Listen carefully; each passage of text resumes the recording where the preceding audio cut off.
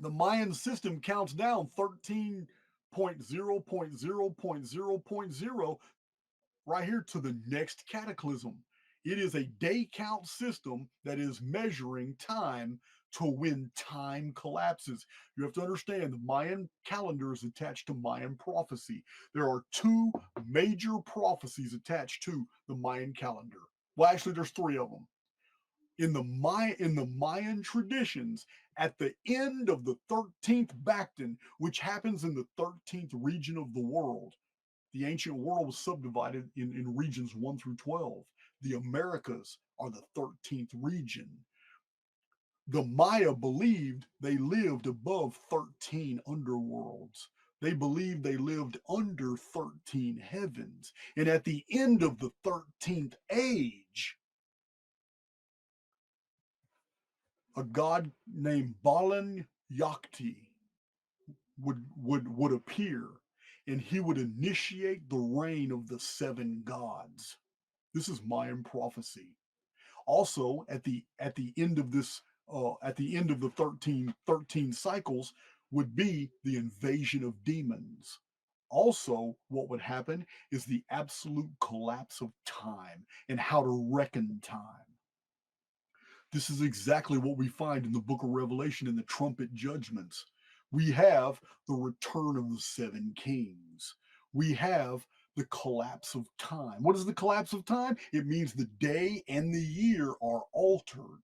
What do we have in Revelation? We have 1/3 of the day, 1/3 of the night, 1/3 of the moon, 1/3 of the stars, and 1/3 of the sun is removed. When you remove a third from a whole, you're actually leaving behind 66.6% of daylight and nighttime. This means that the sky is going to spin faster, giving us the illusion of faster days. Also, faster years. Instead of 365.24 days a year, we're going to have something like 243 days a year. This answers for us many other things like the prophecies in first and second Esdras, which talk about the changes that are going to come across us during the great tribulation period in the last days. We're not there yet, guys. It's 2024. We still got 16 years until 2040 when the Phoenix phenomenon occurs, and that's not necessarily really bad for everybody. It's not. And then 2046 is where it's going to get really bad. But we got some time for that. We got like 22 years for that. Things get really bad after that. We got some time though, and there's always going to be survivors. But we're gonna get to that. I don't want to jump the gun. Here's the Mayan long count. Here's the story. I got whole videos about it if you're interested in it. But remember, the cross calendrical parallel of the destruction of Sodom and Gomorrah, which were regarded as the cities of the West to the ancient Near East, was 2046 of the old world. 2046 of the new world is the new Sodom and Gomorrah destruction. Now, this also coincides with the return of the Nemesis X object in 2046. This also coincides with the end of the 13th cycle of the Maya ending in 2046. It's all very compelling. Anunnaki Ner 600 years. This is the Anuna-Ner chronology. A Ner, for those who want to know, in the cuneiform we find that there are obscure references to the Anunnaki as being calendrical deities. Not only that, but the Ner is a very definite period of time. It is 216,000 turnings of the stars. A Ner is 216,000 days. Tu Ner is the most famous period in Sumerian history. Tu Ner, 600 years plus 600 years is 12 centuries. Tu Ner is 432,000 turnings of the stars. This is what we find over and over and over in cuneiform texts that are describing the arrival of the gods, the Anuna. In text after text, it always says the Anuna appeared 432,000 turnings of the stars, shars, before the great flood. This is Tu Ner. It is 600 years plus 600 years. The Anunnaki Ner system is remembered in ancient legends and traditions as the Great Year system. We also find references to it in the writings of Josephus, who called it the Great Year and even named it as a 600-year period. So this is also the Great Year of the Sumerian sexagesimal system, which is based off of 600s years of 60-year periods and 6-year periods. The nerve system begins 5239 BC and it counts down 600 years down this column. Now, I've already got books and videos that describe the events that happened in these years. I just need you on the same page of what we're talking about here. 600 years into that calendar was 4639 BC, right there. 600 years later is 4039 BC. Marquez veterans know that is the capture flood. The capture flood happened in 4039. It was the first appearance of the moon. 3439 BC is 600 years later, or 216,000 days after the moon appeared. Now we have Enki appearing with 50 Anuna. This is the Gihon flood, when 1/3 of the population of Egypt was killed in flooding in a disaster. 3439 BC. 2839 BC. In the biblical narrative, this is the exact date of the birth of Noah. Noah was born 600 years after the gods appeared, but he was also born 600 years before the Great Flood. Here's the Great Flood. All Marquez veterans know that number, 2239 BC. It is the 1656th year of the pre-flood world. That's the Typhon count. That's the Phoenix calendar. 600 years later is 1639 BC. 1639 BC begins history of Jacob. We're going to get to that. Here's David. Here's the Parthenon. Here's the great dearth of Europe and the vanishing of the Dacians. Here's the rift. 762 AD is the great rift of the Jewish world.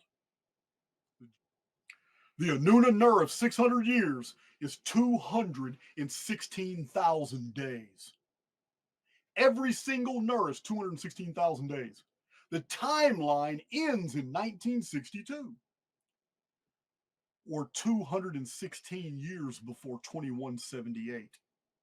That's not a coincidence. Remember, if Marquez veterans, you guys have seen how self-referencing works in calendrics. I've given you hundreds of examples. This is a self-referencing system. This entire 7,200 year timeline of Anunnaki nerves, 216,000 days, all of a sudden, when that system ends, it switches from days to years and becomes 216 years to the year 2178. If you think that's coincidence, let's continue. I've already showed you that the Phoenix cycle ends on 2178. That's not a coincidence. But let's shelve that too. Let's look at the Nemesis X history. If you look at the 792-year periods of Nemesis X object, that timeline ends in 2106 for a total of 5,544 years. Maybe we need to look at exactly what this means.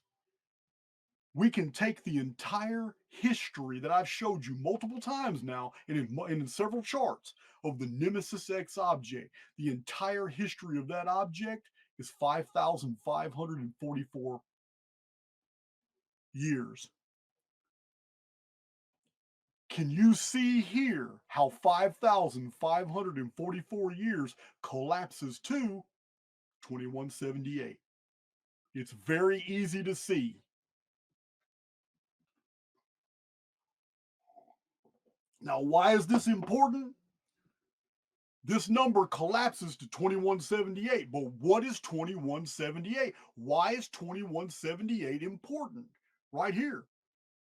Not just 2178 AD, but the number itself, 2178. Why would that be? Why would that be so important? Well, let's look at it. I told you guys before the video to go to the community and look at this deal. Over 95% of all numbers, 1 through 9,999, which represents all numbers in existence.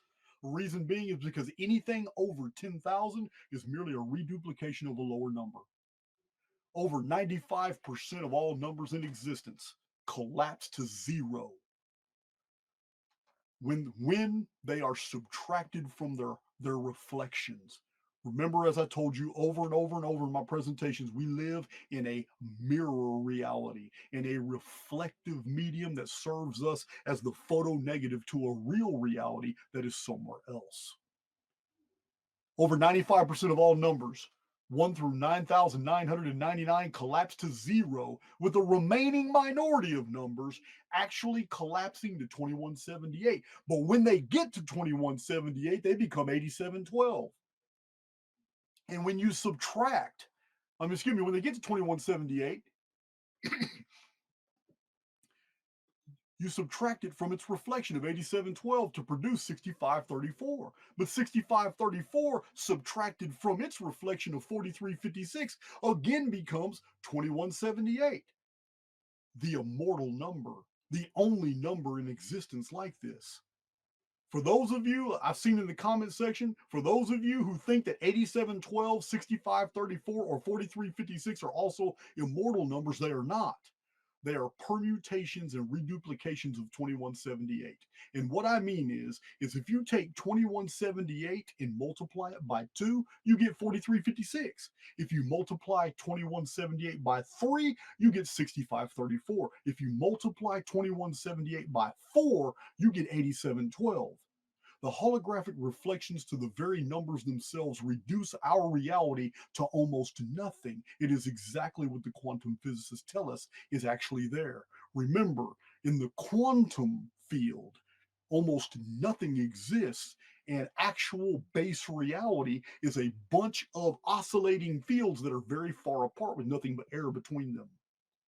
This is what our arithmetic shows as well, because almost all numbers reduce to zero. They collapse by this method, except 2178. This is the key number to our reality. This is the only thing that's real here. It is an immortal loop. And I'm going to tell you now that the very fact that we have a calendar today and that all these other systems line up to the year 2178 on the calendar year Anno Domini of 2178 is beyond coincidence. There is no way this happened by happenstance. There is no way it's accidental. We live in a construct, and humans didn't build any of this. Yeah, this was done by something else. What I mean is humans in the construct, because I also believe that we're on the outside. But inside the construct, this is not our design. Some guy named Dionysius Exiguus did not create the Anno Domini calendar in the year 526 AD to hide the Phoenix. This is the background programming that has been given to us to hide the fact that we are inside a confined field. This field of arithmetic is illusory. It is moored to something else. Whatever 2178 attaches to, it's an immortal loop, but it's looping around something. It's attached to a real arithmetic somewhere else, but we're not in it. We're in the falsified mathematics. So now we've linked the Anuna Ner. The Anuna Ner system of 216,000 days begins a 216-year countdown to 2178. To me, that's beyond coincidental. I don't care if you dismiss it or not. It doesn't matter. We have an overwhelming amount of information we're going to continue with. Again, the Phoenix phenomenon, the Phoenix cycle, the big one, 552 years, ends 2178. It's crazy.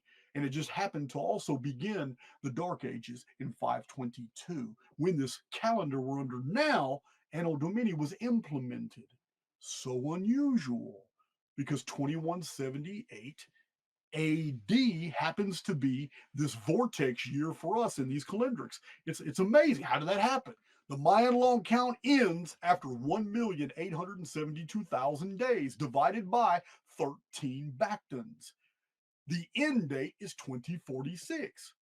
2046 is 132 years to 2178. Remember, these things are all often self-referencing. 132 years is 1584 months. What is that? What is 1584 months indicative of? 792 plus 792. That's the Nemesis X uh, uh, mathematics right there. But it goes even deeper than that. Not only is the Mayan long count here connected to 2046 and the Nemesis X arithmetic, but 1584 months is also connected to 2178. Here it is. You just can't make this stuff up, guys. Very, very, very few numbers collapse to 2178. Most of them collapse to zero. Here we got another one. 1584 collapses to 2178. Very simple how to see it. 1584 minus 4851. There it is, all the way to 2178 at the bottom.